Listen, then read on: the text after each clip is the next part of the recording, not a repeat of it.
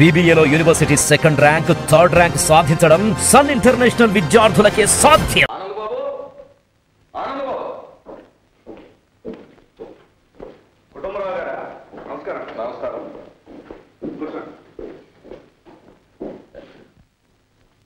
ఆనంద్ బాబు, నా సంగతి మర్చిపోయావు. అబ్బాయికి మైనారిటీ తీరగానే ఆస్తి అమ్మేసి నా బాకీ తీరుస్తాన్నావు. అబ్బాయికి మైనారిటీ తీరిందిగా నా బాకీ మాత్రం తీరలేదు. లేదండి, అబ్బాయితో ఇంతవరకు చెప్పలేదు. ఈ రోజు తప్పకుండా చెప్తాను. చెప్పవలసిన అవసరం లేదు. సంతకం పెట్టించడం, ఇల్లు అమ్మించేయడం.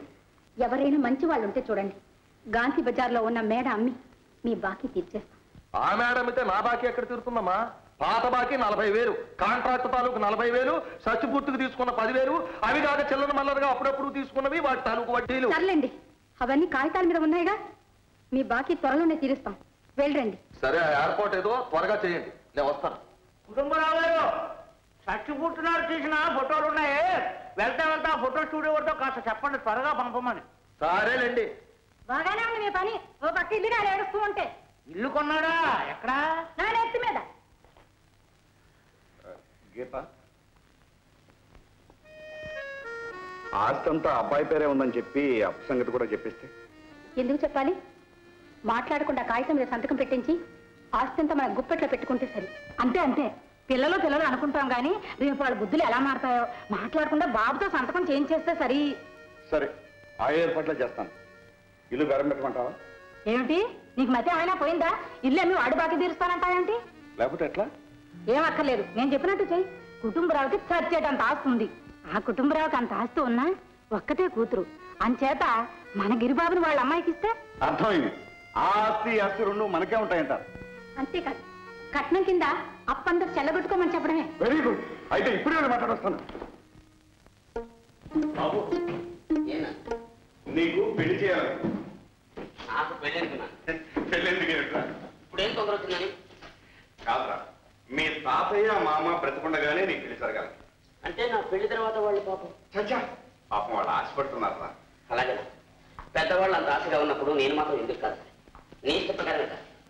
నువ్వు గీసిన గీత ఈ రోజుకి దాటలేదు, ఇంకెప్పుడు కూడా దాటు. నీ అడుగుదాడలో నడుస్తాను. బాబు, అవునా? నేను నీ బాబునే. Very good. చూడు బాబు, రేపు నిన్ను చూసుకోవడానికి వాళ్ళు వస్తున్నారు. నన్నెందుకు నన్ను చూసుకోవడం? పెళ్లి చూపులా, పెళ్లి కొడుకుని చూడద్దు. ఓహో, పెళ్లి కొడుకుగా చూడడానికి వస్తున్నారు అనమాట.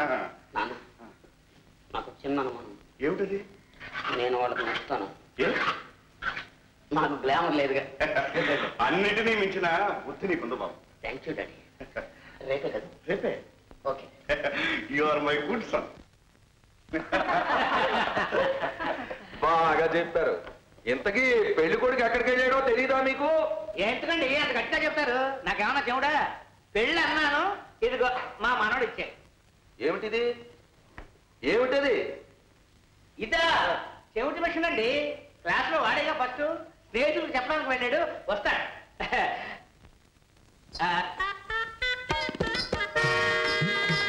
వారు మా నాన్నగారు, వీరు మా అమ్మగారు, వీరు మా మామగారు, వారు మా తాతయ్య గారు. వీళ్ళందరూ నిన్ను చూడడానికి వచ్చిన పెళ్లి కాదు. నమస్కారం బాబు. ఏమిటా ఇది? ఎవటా ఇది? నా పెళ్ళం. బాబు, నీకేమైనా పిచ్చి పట్టిందా? పిచ్చి పడితే పెళ్లి చేసుకుంటానమ్మా. ఏమిటి, పెళ్లి చేసుకొచ్చావా? అవును, నా పెళ్లి చూసి మీ ముసలాళ్ళు ఇద్దరు చచ్చిపోతున్నట్టుగా, అందుకనే అర్జెంట్గా పెళ్లి చేసి వచ్చాను.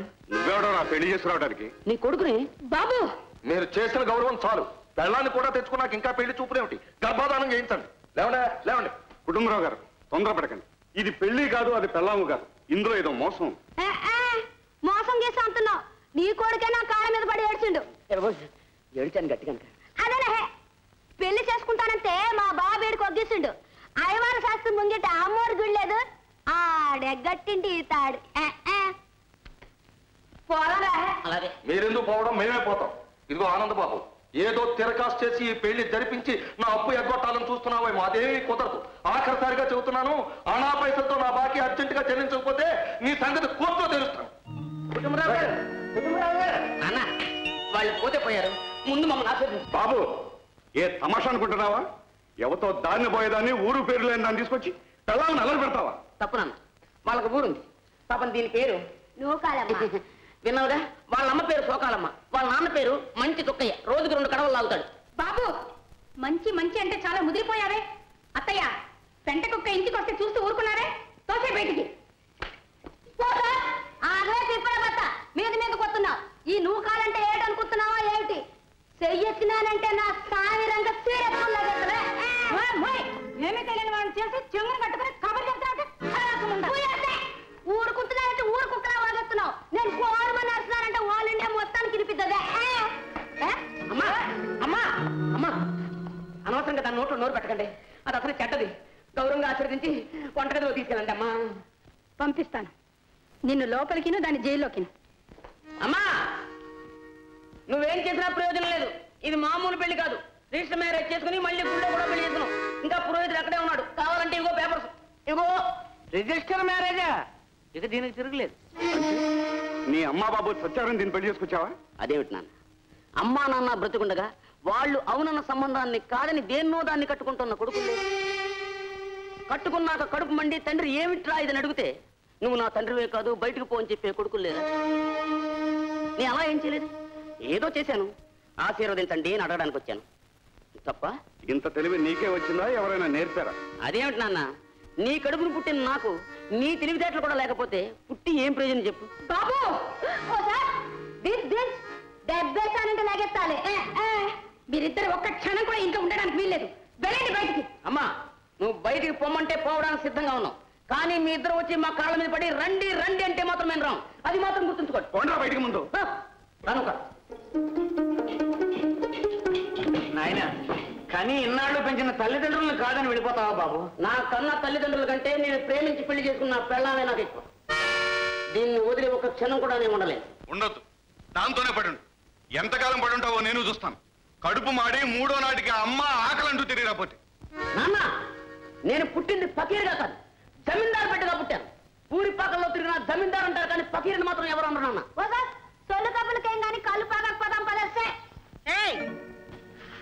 ఏంటే ఏంటా వచ్చినట్టే వచ్చి కన్న బిడ్డని తల్లిని వెడ్డిస్తానంటే ఏటంటున్నా? మీరు కన్నోళ్ళ కన్నాలేసేవాళ్ళు పదసే. అమ్మాయి, వాడు వెళ్ళిపోతే ఎలా? ఆస్తి అంతా వాడి చేతిలో ఉంది. కుటుంబం కాపుకించి వెళ్ళిపోయాడు. మరి అప్పు తీర్చకపోతే ఎలా అంట? పోతే వాడే తిరిగి వస్తాడు. వాడి వాలకం చూస్తే తిరిగి వచ్చేయట్లేదు. వెనకేదో అందం. భయపడి కూర్చుంటే మరింత భయపెడతారు. ధైర్యం చేస్తే ఆస్తి మన చేతికి రావడానికి 190 మార్గాలు ఉన్నాయి.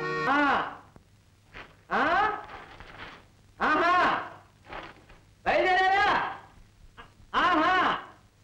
అబ్బాయి, ఈశ్వరరావు గారు బయలుదేరి చాలాసేపు అయిందండి. బయలుదేరాడు సరే, వచ్చాక నిన్నే అంటే కాదు, ముందు డబ్బు వేసి ఖచ్చితంగా తెలుసుకోండి. అసలే దొంగ సంతకం బెదిరిపోతాడు మరి. మామయ్య, ఇప్పటికే 10 సార్లు చెప్పాను ఇలా చెప్పొద్దని. ఎవరైనా వింటే? అవునవును, ఎవరైనా వింటే చిక్కే. అయినా అంత పెద్ద బిల్డింగ్ కి 4 లక్షలు ఇవ్వడం ఏమంత అబ్బరం కాదు. ఇస్తాడు ఇస్తాడు. ఆ డబ్బు రాగానే రబ్బరు నెక్లెస్ చేయించుకుంటాను. నెక్లెసా? అవును, ఇన్నాళ్ళు నా నగలన్నీ అమ్ముకుంటూ వచ్చాను. చివరికి గిల్టు నగలు పెట్టుకునే గతి పట్టింది. ఏమైనా సరే ఆ డబ్బు రాగానే రబ్బరు నెక్లెస్ చేయించుకుంటాను. అదిగో ఈశ్వరరావు గారు వచ్చేసారు. వెళ్ళి కూర్చోండి. కూర్చోండియ్యా.